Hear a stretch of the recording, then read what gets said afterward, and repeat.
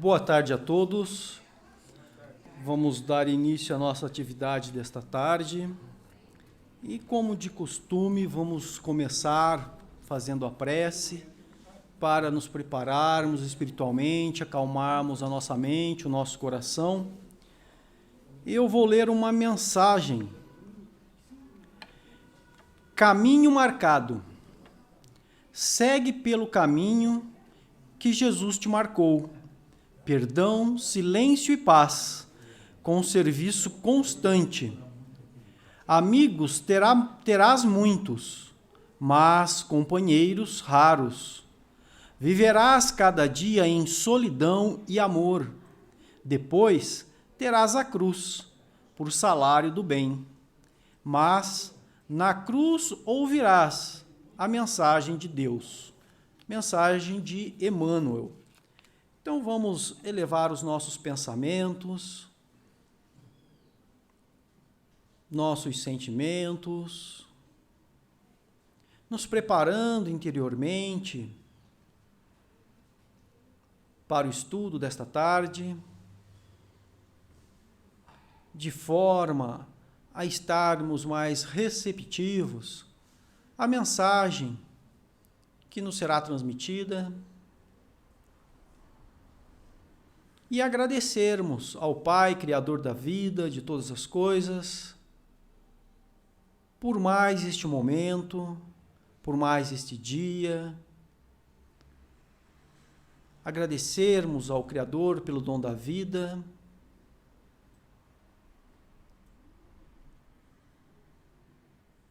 E que Deus, nosso Criador, abençoe a cada um de nós nesta tarde. E que ao sairmos daqui,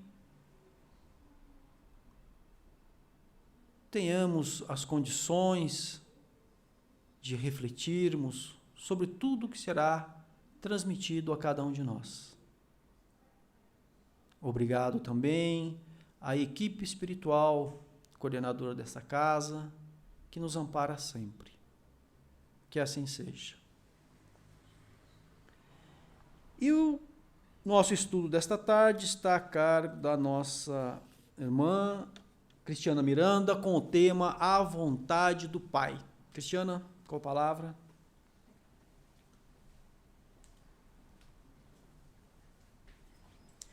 Boa tarde a todos. É sempre muito bom estar aqui, fazendo essa conversa, onde eu aprendo, nós aprendemos e estamos sempre trocando experiências. Então, a ideia de hoje é falarmos sobre a vontade do Pai. Deus é nosso Pai, Ele é eterno, imutável, imaterial, único, onipotente e soberanamente bom e justo, conforme o Livro dos Espíritos. Deus é tudo isso. Mas nós normalmente costumamos... Opa! Aqui. Acho que travou.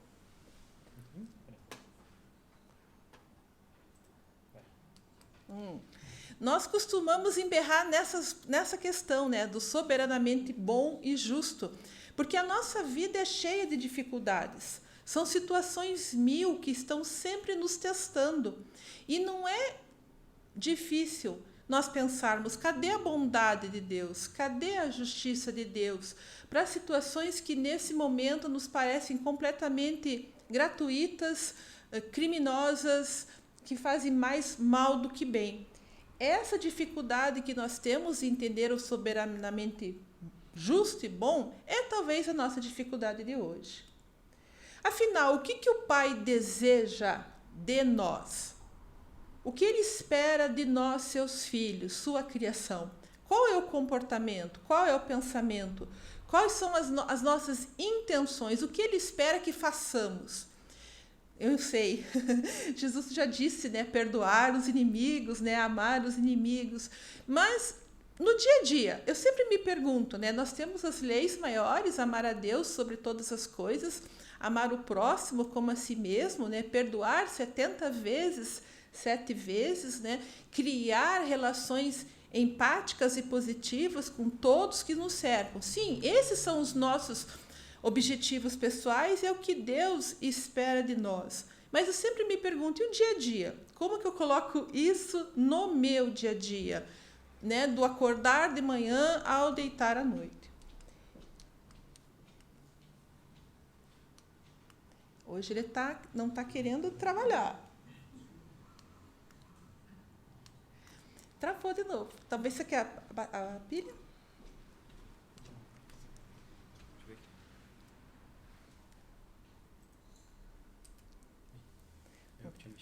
Então, imagina. E lógico, né? Aquele pensamento, o que o Pai deseja para nós. Porque são duas coisas diferentes. O que o Pai deseja de nós, as nossas ações do dia a dia, que lógico tem a ver com o nosso desenvolvimento moral e intelectual ao longo das encarnações, e o que o Pai deseja para nós. Ele deseja para nós a felicidade. Né? Esse é o nosso objetivo, sermos felizes vivendo em sociedade. Não é sermos felizes vivendo individualmente, isoladamente, mas sermos felizes vivendo em sociedade. E sabemos quanto é difícil viver em sociedade, né? Digamos as nossas famílias. Cada qual tem a sua, com seus pontos positivos, com seus membros que contribuem para a felicidade da família, com seus membros que dificultam essa felicidade, nos testando e nos fazendo crescer. Mas são perguntas que estão no nosso dia a dia. O que Deus quer de nós e o que Deus deseja para nós. Deus, né, na sua infinita sabedoria, colocou ferramentas, eu vou usar esse termo por falta de outro melhor, ferramentas para nos ajudar no processo da evolução. Então, Deus quer de nós a evolução, Deus deseja para nós a perfeição, mas ele não nos deixou largados no mundo. Não, ele é, acima de tudo, um grande educador, um grande planejador, o maior planejador que nós podemos ter, o maior educador, porque tudo que ele espera que nós façamos, ele criou uma estrutura, ele criou um planejamento para que nós gradativamente vamos atingir os nossos objetivos, né? Isso, para quem estuda com educação, trabalha com educação, é muito claro, né? Como Deus, a cada ação, a cada momento, a cada ferramenta, ele está nos conduzindo, sem tirar o nosso livre-arbítrio, está nos conduzindo para os objetivos que ele traçou para nós, que é a felicidade e a perfeição. Então, Deus colocou ferramentas, né, na nossa vida material para que possamos, que vai nos ajudar nesse processo intelectual e moral. Não existe evolução sem os dois meios, intelectual e moral. Nós precisamos do conhecimento, nós precisamos da moralidade para sermos sábios, né?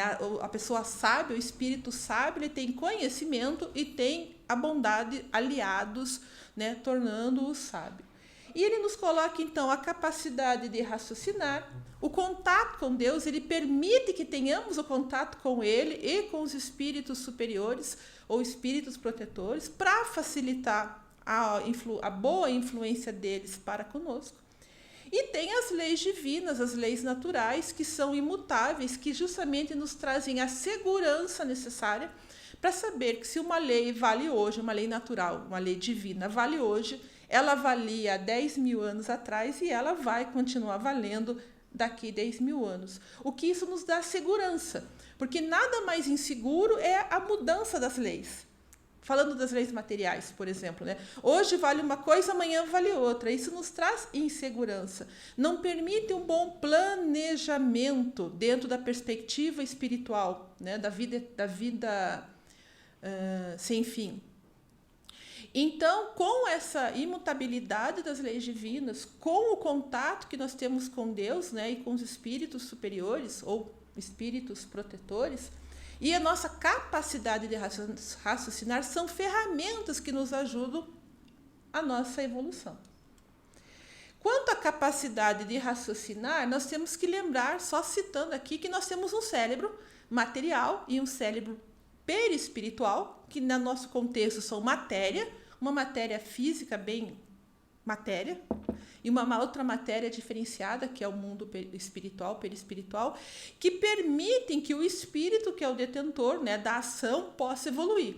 Então, nós temos recursos materiais do corpo físico e do corpo perispiritual para continuar sempre a nosso desenvolvimento intelectual, que é o que a gente espera, o que a gente deseja enquanto espírito. Além disso, nós temos os nossos desejos, sonhos, aspirações. Não me refiro apenas a desejos materiais, que são também saudáveis, mas as nossas aspirações, que são atendidos por meio de lutas e desafios durante a vida material aqui na Terra e durante a vida espiritual. Também tem desafios, lutas e avanços no plano espiritual, não é apenas aqui na Terra. E a realização dos nossos desejos é uma capacidade de raciocinar. Então, veja, nós temos a mente que nos permite raciocinar, o espírito, enquanto pensa. Nós temos o reflexo material, o cérebro, mas temos os nossos desejos, as nossas aspirações, que promovem a evolução, tanto nossa quanto da nossa espécie.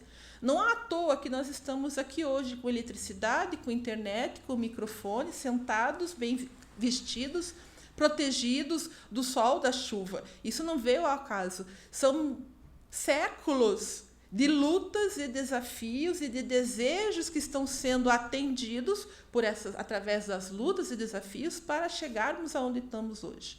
Então, isso vem da nossa capacidade de raciocínio. Nós temos o contato com Deus. Esse contato com Deus e com os espíritos superiores, ele vem essencialmente a partir da oração. Não precisa, nós sabemos, ser uma oração formal, pronta, lida, né? Um pensamento voltado a Deus, um pensamento conectado ao plano espiritual superior, a vontade de sermos melhores, a vontade de fazer o bem, já são orações que já nos ligam ao plano espiritual superior, que nos ligam a Deus. E, para quem quer, né, sempre estudar um pouquinho mais, nós temos no Evangelho segundo o Espiritismo, no capítulo 28, né, pedi e obtereis, que Kardec, né, traz várias considerações, tanto do plano espiritual dos protetores, quanto análises dos evangelhos de Mateus e Lucas, para falar do valor da prece, para falar da eficácia da prece, para falar da ação da prece. Então, né, a prece tem valor, ela não pode ser feita de forma leviana. Nós temos que estar minimamente preparados para a prece. Não é o local, mas é uma preparação interior para esse contato.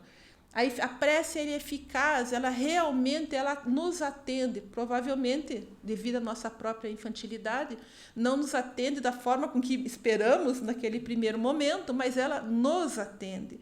E ela tem uma ação, a ação dela ela é material, ela não é ela atua de forma material a partir de energias, né, tirando o misticismo do milagre e trazendo a ação da prece para o nosso meio material.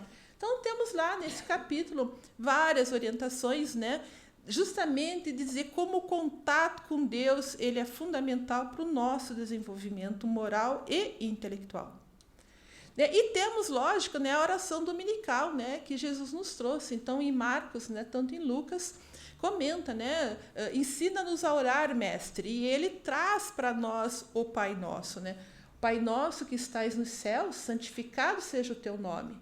Venha o teu reino, seja feita a tua vontade, assim na terra como no céu. Dá-nos hoje o pão de cada dia. Perdoa as nossas dívidas, assim como perdoamos aos nossos devedores. Não nos deixeis cair em tentação, mas livra-nos do mal, porque teu é o reino, o poder e a glória para sempre. E cada linha dessa é um capítulo à parte de estudo. Nós podemos, em cada frase, ficar horas e horas comentando cada um desses aspectos.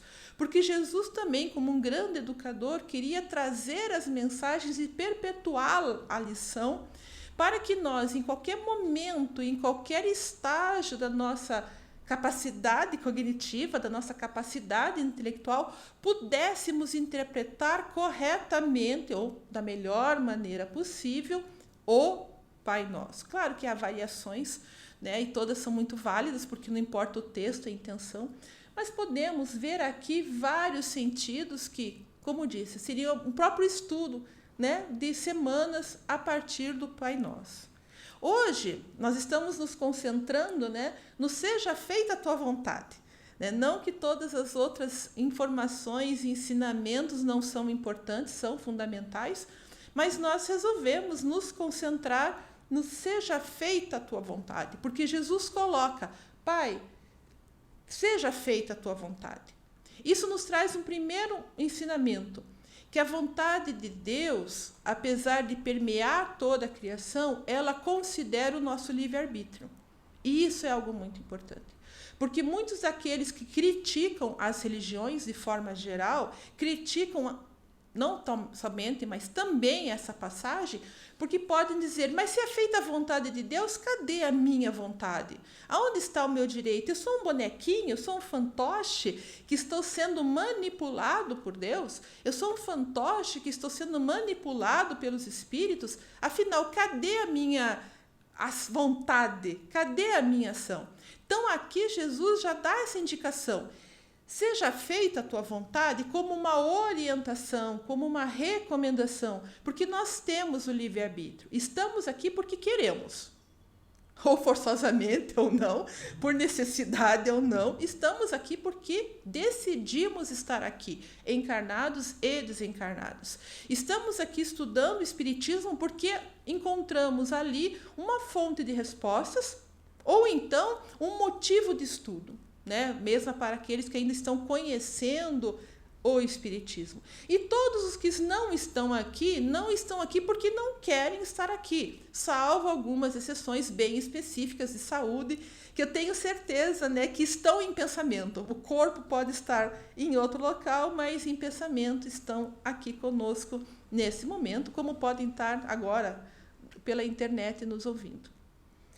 Então, a primeira questão é essa, temos o livre-arbítrio. Mas Jesus diz que a vontade de Deus é melhor. É melhor para quem? Para nós. E é esse um ponto importante no nosso estudo de hoje. Porque a minha vontade é importante, mas nem sempre é boa. E porque a vontade de Deus é melhor para mim. Então, qual é a vontade do Pai? É a primeira pergunta, né? Sempre o que o Pai quer? Bem, se a gente fosse falar da vontade do Pai, teríamos que estudar aqui em 30 minutos, ou pelo menos o Livro dos Espíritos, porque lá, tirando o primeiro capítulo em que Kardec fala sobre Deus, tirando o primeiro capítulo de Deus, todo o restante do Livro dos Espíritos está tratando da vontade do Pai, daquilo que Ele planejou para nós, sua criação. Né? É claro que isso é de uma forma resumida, né? Porque nós temos outros livros da codificação que vão esmiuçando partes do Livro dos Espíritos, como temos outras obras que também detalham cada vez mais aquilo que está no Livro dos Espíritos. Mas, essencialmente, o Livro dos Espíritos fala sobre a criação divina, algo que nós também encontramos em A Gênese, uma obra muito interessante que não é tão estudada, a Gênese segundo o Espiritismo, que não é estudada diariamente. Nós temos todo o detalhamento da vida material e espiritual, que também ela é parcialmente estudada em O Céu e o Inferno, né, com mais profundidade. Nós temos todo um capítulo falando das leis morais, das leis divinas, que realmente nos mostram o caminho da perfeição, que também é detalhado no Evangelho segundo o Espiritismo, só para citar essas 4 obras. Né? Teríamos outras tantas aqui que são estudadas a cada sábado ou a cada dia de trabalho, que são outras obras que vão complementando o Livro dos Espíritos. Então, a vontade do Pai está lá. Essencialmente, nós dizemos, Ele deseja a nossa felicidade, Ele deseja que sejamos perfeitos, Ele deseja o amor entre os seus filhos. Isso, de forma resumida, é o que nós apontamos como a vontade do Pai. Mas eu entendo a vontade do Pai? É claro que é muito fácil, né? Quando nós estamos numa situação um pouco mais tranquila na nossa vida material, na nossa família, entendermos a vontade do Pai. Até dizemos para o companheiro, não, calma, fique tranquilo, é a vontade do Pai. Mas e quando acontece com a gente? O que acontece comigo quando a vontade do Pai é diferente da minha? Ou o que acontece conosco quando a nossa vontade é diferente da vontade do Pai? Rebeldia.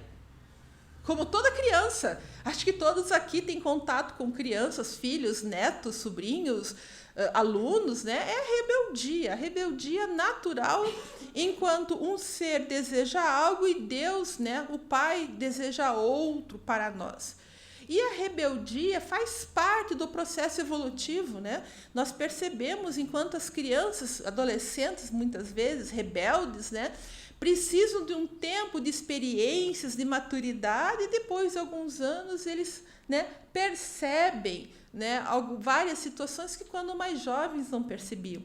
E nós também, né, na mesma situação, enquanto espíritos, passamos por rebeldia. E a rebeldia pode nos trazer várias situações. A agressividade, o rancor, o ódio, a depressão em uma outra linha de raciocínio.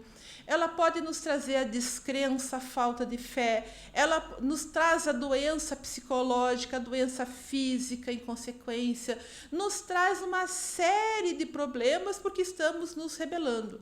Ah, Cris, mas você não falou do livre-arbítrio? Eu não tenho direito de me rebelar? Tem. Tanto que a gente se rebela. Constantemente nós estamos nos rebelando. Mas, junto com o livre-arbítrio, vem outra lei imutável, que é da ação e reação, que nós somos responsáveis por todos os atos e ações que praticamos a partir do nosso livre-arbítrio. Então, o livre-arbítrio não é cessação de responsabilidade, como muitos acreditam. Ah, eu tenho direito a tudo. Tem, mas seremos responsáveis por tudo aquilo que praticamos, que faça mal a nós ou ao próximo, né? E as leis humanas já caminham para essa mesma configuração, né? A nossa liberdade, ela tem um limite quando ela barra na liberdade do próximo, né? Então, algo que Jesus já traz, algo que o Livro dos Espíritos traz em várias questões e que nós sempre estamos comentando, né? O livre-arbítrio existe, nós podemos nos rebelar, mas temos que, não é sofrer no sentido de sofrimento, mas arrumar o problema, né? Arrumar a casa. Erramos, temos que arrumar. Isso, falhamos, temos que corrigir. Prejudicamos, temos que corrigir. Ofendemos, temos que trazer a pessoa de volta a próximo de nós.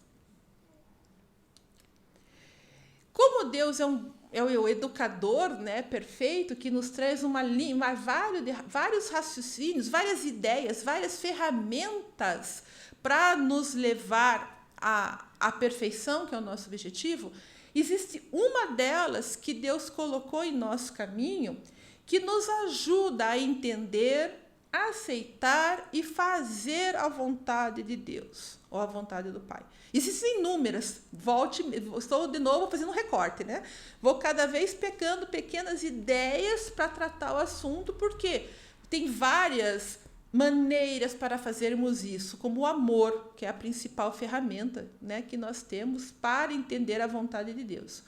Mas, nesse momento, eu quero falar com vocês sobre a lei da destruição, ou o fim das coisas.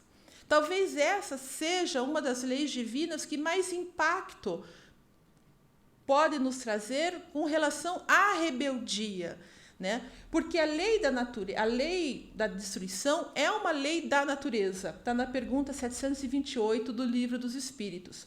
É preciso que tudo se destrua para renascer e regenerar, porque o que chamais destruição não passa de uma transformação que tem por fim a renovação e a melhoria dos seres vivos.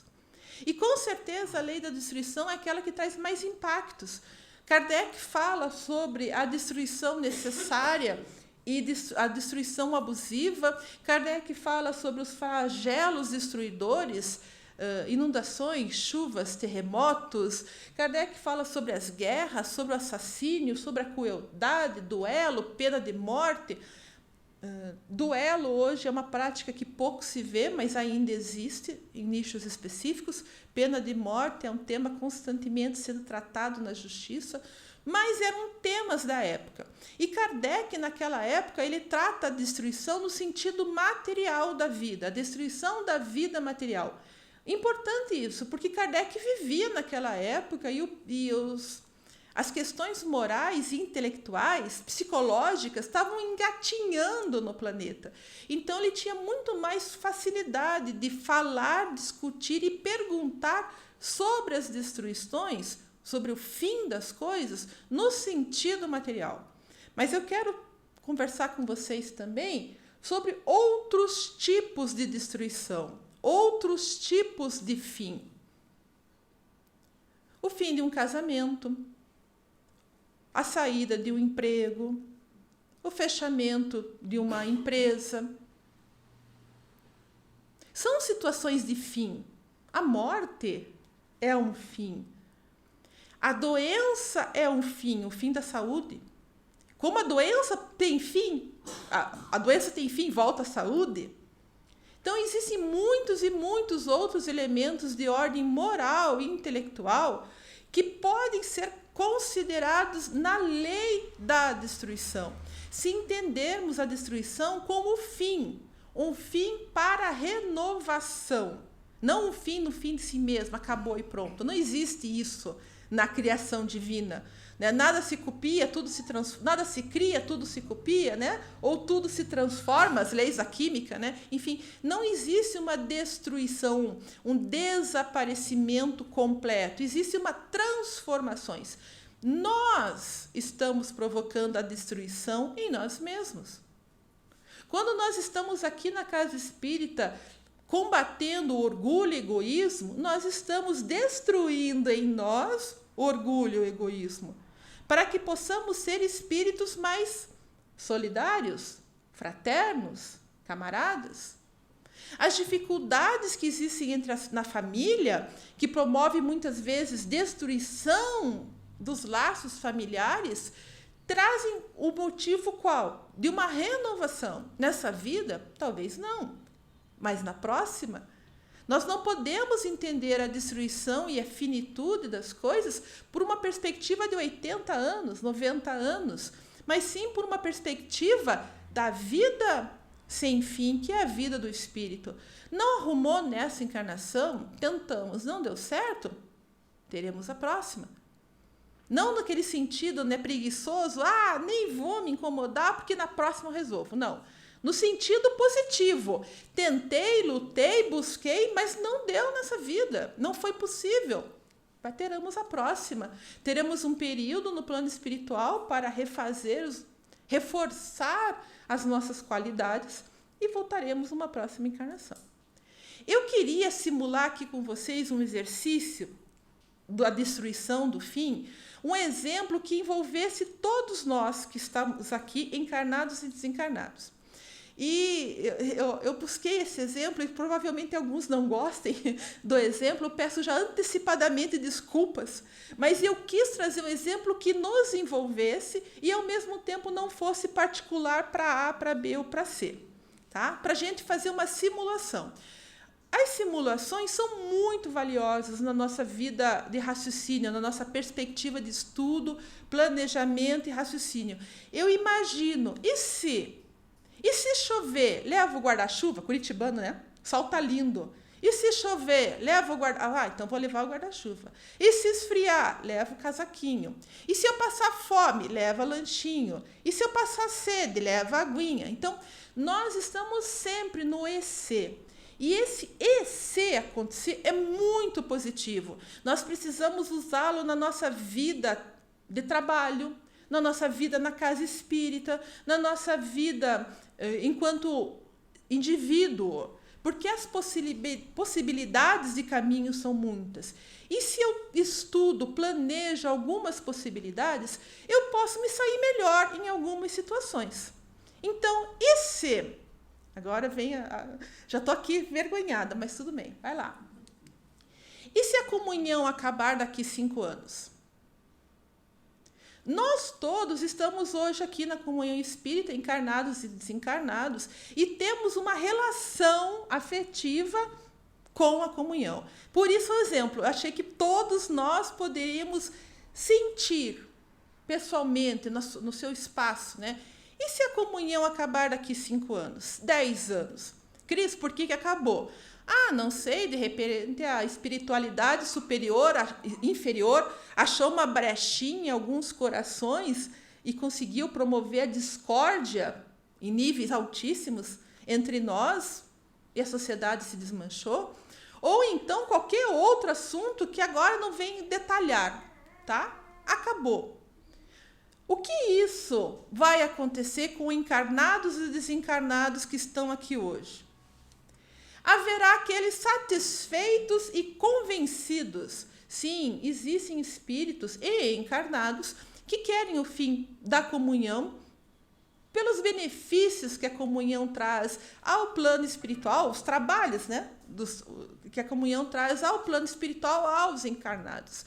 E tem pessoas encarnadas e desencarnadas que dirão, não, que bom que acabou, aquilo, me desculpem, aquilo era do diabo, aquilo não tinha jeito, olha lá, Jesus acabou com aquela situação que era ruim. Teremos os muitos que ficarão convencidos, talvez no plano espiritual, eu consegui acabar com a comunhão, consegui, né, separar todas aquelas pessoas encarnadas e desencarnadas. Olha como eu sou bom, olha como eu sou poderoso, né, nesse sentido de destruir, dar fim a uma instituição. Haverão os tristes e saudosos, aqueles que dirão, puxa, mas que pena que a comunhão acabou, era tão bom ir lá todo sábado, escutar a palestra, tomar minha aguinha, o passe, dar bom dia, boa tarde, boa noite, o café. Nossa, como era bom ir lá nos estudos, e agora vou ter que procurar outro lugar. Existirão, né, aqueles os saudosos, nossa, lá era tão bom, nunca vou encontrar outro lugar, que pena que acabou. Né? Será que Deus é ruim, né? Deus deve ser ruim. Deus não é bom, não é justo. Olha, acabou com algo que fazia tanto bem para as pessoas. Existirão os inconformados e os acusadores. Puxa, mas eu trabalhei lá 10, 20, 50 anos, 100 anos. Exageros à parte, né? E olha, destruiu tudo. Qual foi o meu empenho? Cadê a minha tarefa? Tudo que eu fiz foi por terra. Tudo que eu consegui, tudo que nós conseguimos, tudo que planejamos, teve fim. Para que tanta dedicação? Para que tanto esforço? Por que eu deixei a minha família para ir para lá? Por que eu deixei de fazer outras coisas para me dedicar àquele casa que acabou? Como que Deus pôde fazer isso? E teremos, né, os acusadores. Eu fiz a minha parte, você que errou. Não, eu fiz tudo que podia. Aqueles que ficaram que não deram conta, ou que se deixaram levar pela espiritualidade inferior, ou que não souberam gerir, administrar, conduzir, enfim. Nós teremos aqueles com remorso e com culpa. Puxa, eu devia ter feito mais. Eu devia ter estudado mais, eu devia ter me dedicado mais, eu devia ter ido em todas as reuniões, eu devia ter aplicado o passo, eu devia ter estudado e agora não tive mais nada disso. E os com culpa. Eu errei, eu fraquejei, eu deixei passar, eu não vi que isso estava acontecendo, eu não percebi para onde isso estava caminhando. Existirão os agradecidos pelas oportunidades recebidas, tanto no plano espiritual quanto encarnados. Que bom que eu fui na comunhão daqueles 5 anos, daqueles 10 anos, quanta coisa aprendi, quanto estudei, amigos que eu fiz durante para toda uma vida. Olha que maravilha, eu fui lá e tive a cura. Ou eu fui lá e fui espiritualmente encaminhado por uma situação melhor. Eu fui lá e tive apoio dos encarnados e dos desencarnados. Que maravilha, que casa abençoada. Que Deus ilumine a todos que trabalharam lá durante tantos anos. Nós teremos os esperançosos, aqueles que entendem a vontade do Pai e vão dizer: acabou. Mas nós vamos recomeçar. A comunhão acabou. Mas nós voltaremos à Terra e recomeçaremos melhores, mais fortes, evitando os erros, reconstruindo não o prédio, mas o grupo, a situação, a emoção. Às vezes eu me pergunto, não especificamente da comunhão, né, mas dos grupos espíritas, né, como que nós somos irmãos de outras religiões que fracassaram nas outras religiões, estamos aqui agrupados neste processo evolutivo que é entender a vontade de Deus. Isso independe de religião. Tá? Hoje somos espíritas. Ontem pudemos ser católicos, evangélicos, protestantes. Amanhã, talvez, uma outra religião. O importante não é a religião, é entender a vontade de Deus. E existirão os trabalhadores fiéis que fazem a vontade de Deus. Eles não vão se lamentar, eles não vão reclamar, eles não vão ficar tristes e saudosos, eles não vão ficar com remorso nem com culpa, nem vão ser agradecidos pelas oportunidades, esperançosos porque sabem que o futuro trará novas possibilidades, mas vão fazer. Eles vão planejar novas encarnações, vão fazer grupos no plano espiritual, de estudos, de trabalho, de apontamentos, aonde erramos, como erramos, o que podemos melhorar, vão reencarnar aqui na Terra daqui 100, 200 anos, e daqui 250 anos estaremos todos novamente, né, juntos nesse trabalho, estudando, evoluindo e progredindo. Mas mais importante do que essas possibilidades que eu trago, aqui nessa reflexão, que eu quero analisar o seguinte: aqueles que ficam satisfeitos e convencidos porque a comunhão fechou, em algum momento nas suas vidas, a própria lei divina vai orientá-los, recolocá-los no caminho, e eles perceberão que erraram em desejar o fim de uma casa dedicada ao serviço fraterno. E por ficarem, então, arrependidos, né, pelo mal que praticaram, se tornarão colaboradores da casa, porque querão, na nova casa, na futura casa, porque vão querer ajudar, porque perceberam que erraram. Aqueles que ficaram tristes e saudosos vão voltar, ou nessa mesma vida, numa outra casa espírita, ou em outras situações, vão querer continuar no espiritismo, vão continuar os seus estudos, vão continuar os seus trabalhos, vão continuar a se desenvolver, vão reconstruir amizades em outros lugares, não vão abandonar o espiritismo ou a religião voltada a Deus e vão continuar o seu desenvolvimento pessoal, talvez no futuro, na próxima casa espírita. Os inconformados e acusadores perceberão que o trabalho é de Deus. O trabalho é de Deus, é de Jesus. Nós somos ferramentas dele. E com certeza não, já estou exagerando, é possível que dentro desses corações dos inconformados e dos acusadores haja muito orgulho. E o fato da casa ter fim vai levá-los, com o decorrer dos anos, ao entendimento de que o trabalho é de todos, é de Jesus, quem está no leme, né, do barco é Jesus, e vão combater o orgulho dentro deles e vão também se arrepender pelas acusações que fizeram e retornarão ao grupo como amigos e trabalhadores. Aqueles com remorso e com culpa poderão também, né, ter novas oportunidades de recomeço na casa ou em outras, né, nessa casa no futuro ou em outras, para perceber que o trabalho ele é contínuo, a evolução é contínua, que nós temos erros, mas o remorso e a culpa não podem nos dominar, porque nos paralisa e precisamos agir para a construção do bem. Os agradecidos, os esperançosos, os trabalhadores, né, continuarão dentro dos seus caminhos, né, construindo isso que nós chamamos da grande fraternidade universal, onde todos somos irmãos, seja na casa A, na casa B, na religião A ou na religião B. Então, aqui foi um pequeno exercício, né, feito rapidamente, para entendermos o que a destruição pode trazer de bom em alguma determinada situação. Quantos espíritos os satisfeitos e convencidos, os tristes e saudosos, os inconformados e acusadores, os com remorso e com sentimento de culpa, terão oportunidades novas a partir de uma ação, que é o fim da comunhão espírita, se colocarem no caminho. E aqueles que são agradecidos, esperançosos e trabalhadores fiéis continuarão o seu trabalho na evolução. É claro que vocês vão me perguntar, mas Cris, e a lei da conservação?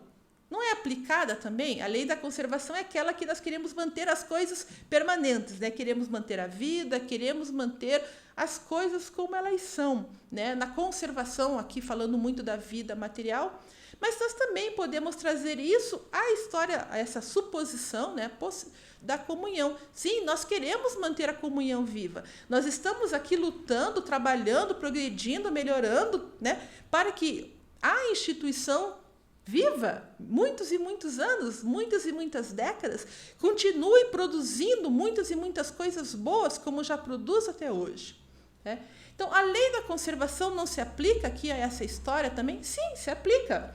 Porque para que a destruição e o fim não aconteça, se for acontecer, bem entendido, né? Antes do tempo. E para mostrar que nós não temos controle sobre a vontade de Deus, nós não temos controle sobre o tempo, nós não temos controle sobre as possibilidades. O que nós podemos fazer e devemos fazer é o nosso melhor sempre. É fazer o bem sempre. Porque não conhecemos o futuro. Nem da comunhão, muito menos o nosso próprio. Ou da nossa família, ou da nossa cidade, ou do nosso estado, do nosso país, nem do planeta Terra. Estudiosos dizem, daqui a alguns bilhões de anos o Sol vai se apagar e a vida na Terra vai morrer.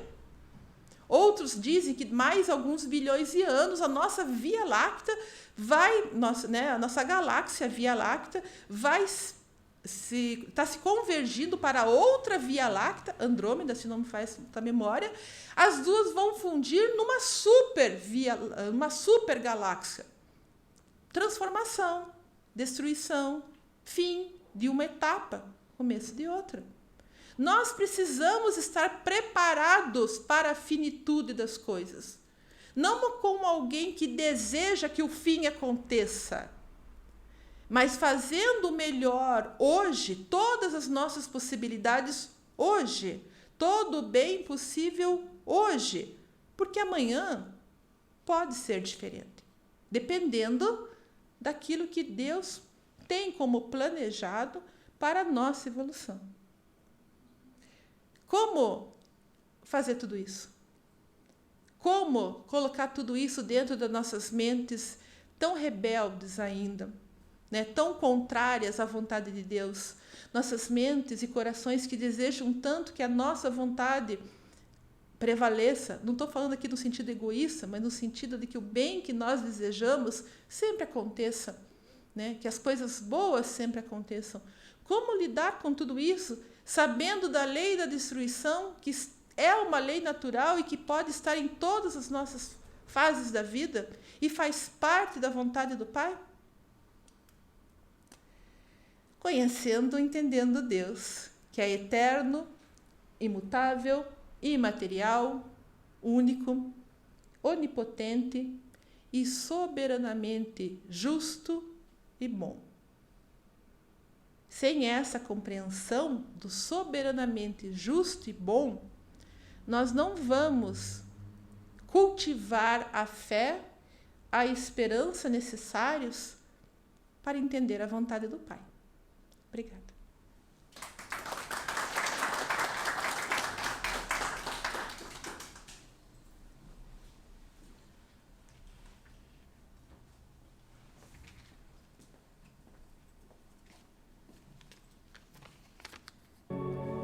Obrigado pelas reflexões, Cristiana. E vamos tentar descobrir a vontade do Pai, né? Ou melhor, acho que é mais fácil a gente se resignar com a vontade dele, né? Fazer esse esforço para nos resignarmos diante das situações que nos acontecem. Então agora nós vamos fazer os avisos, a prece de encerramento. Aí o Rafael vai colocar uma mensagem, certo, Rafael? E na sequência daí o pessoal já vai ser chamado para receber a fluidoterapia na sala em frente. Recebendo a fluidoterapia, tem um cafezinho ali ao fundo, depois estaremos liberados. Um aviso, primeiro aviso, semana que vem a palestra estará sob a responsabilidade do Fabiano Chinasso, com o tema o perdão. E a Magali também me lembra que tem aqui embaixo no nosso, como é que é o nome ali? No térreo, né? Descendo a escada aqui. Né? Tem uns calçados ali que foram doados, calçados novos, né, Magali? Calçados novos, masculino, femininos, ao preço de R$10 o par. Então depois, bazar, o bazar. Com pequenos defeitos de fábrica, né? Então é só descer depois, desce, dar uma olhadinha, quem sabe interessa, estará ajudando a casa também. Palestra do Fabiano semana que vem, os calçados, e então é isso aí. Então vamos à nossa... lembrando também que nas segundas-feiras os estudos já iniciaram também na casa. Então toda segunda-feira às 20 horas, temos aqui neste auditório o grupo que se reúne para estudar a doutrina espírita. O Moisés me lembrou também essa semana que já estão dividindo em 2 grupos. Então tem um grupo para iniciantes que fica aqui no salão estudando, tirando dúvidas a respeito da doutrina espírita, e tem um grupo de pessoas assim que já estão um pouco mais avançados nos estudos, que se reúnem numa outra sala para estudar a doutrina espírita. Então são 2 grupos, o iniciante e aqueles que já estão mais adiantados nos estudos da doutrina espírita. Então com o término da pandemia, o pessoal está voltando devagarinho e agora que estão retornando a casa. Antes, teve uma época aqui que a gente chegou a ter 4 grupos de estudos, né, diferentes na casa. Mas aí veio a pandemia e aí com o término no ano passado o pessoal ainda ficou meio receoso de retornar e agora, aos poucos, o pessoal tem retornado aos estudos. Então, toda segunda-feira, às 20 horas. Temos também na casa o trabalho de...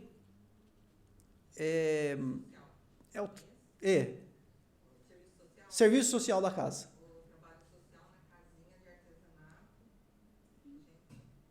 Faz os kits bebês, chinelos, na parte da tarde eu tô aí, né? Toda tarde? Toda tarde, então, atividade social. Tem um pessoal que se reúne numa casinha aqui no fundo, que é da comunhão também, onde são confeccionados enxovais para bebês, calçados, né, chinelos para pessoal mais idoso, né?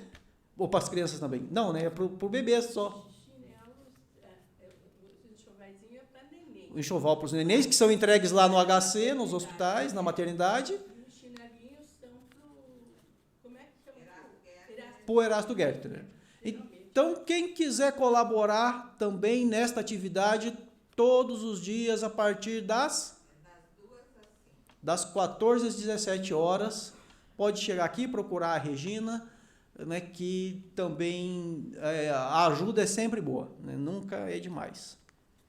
Então vamos agora à nossa leitura, que será a nossa prece de encerramento, e depois o Rafael vai colocar uma mensagem. Segue confiante. Lutas, conflitos, perturbações. Por vezes é possível te sintas à frente do mundo, qual se estivesse no mar tumultuado. Guarda-te na embarcação da fé e segue na rota que te cabe percorrer. Deus está no leme, age e confia. Emmanuel.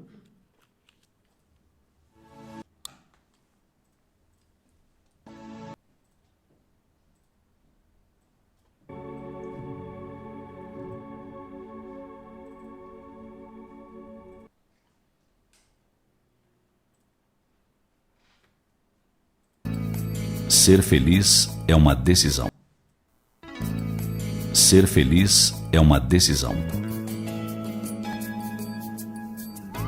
Uma senhora de 92 anos, delicada, bem vestida, com o cabelo bem penteado e um semblante calmo, precisou se mudar para uma casa de repouso.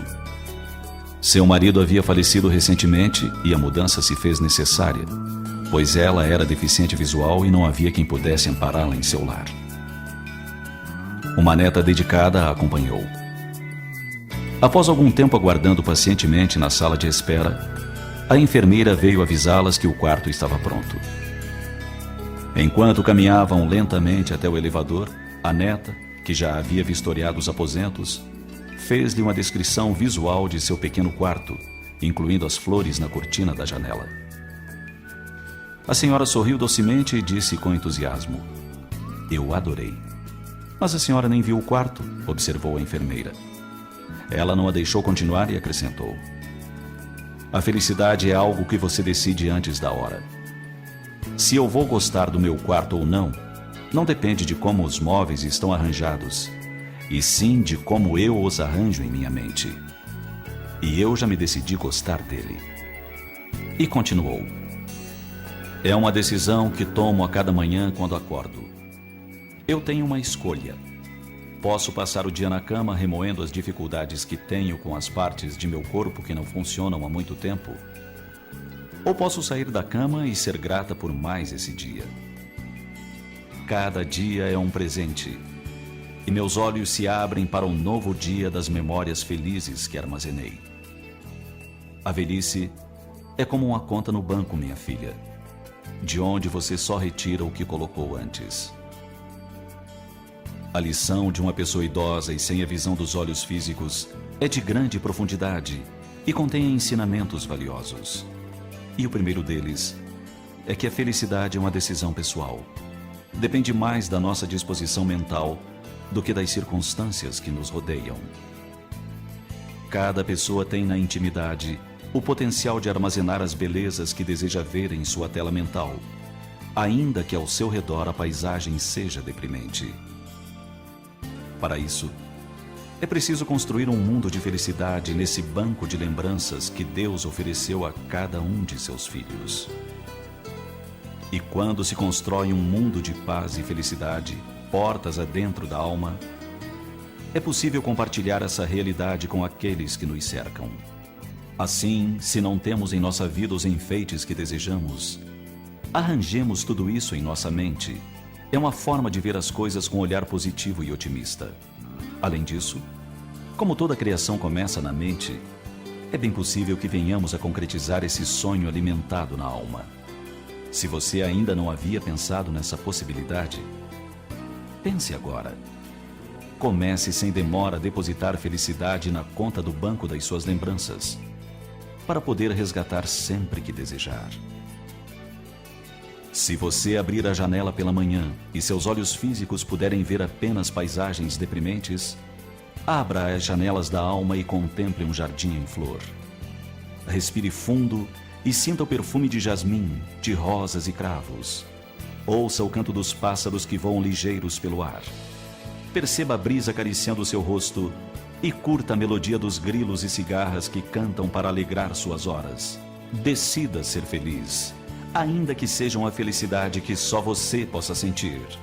E lembre-se sempre, a felicidade não depende de como as coisas estão arranjadas, mas de como você as arranja na sua mente.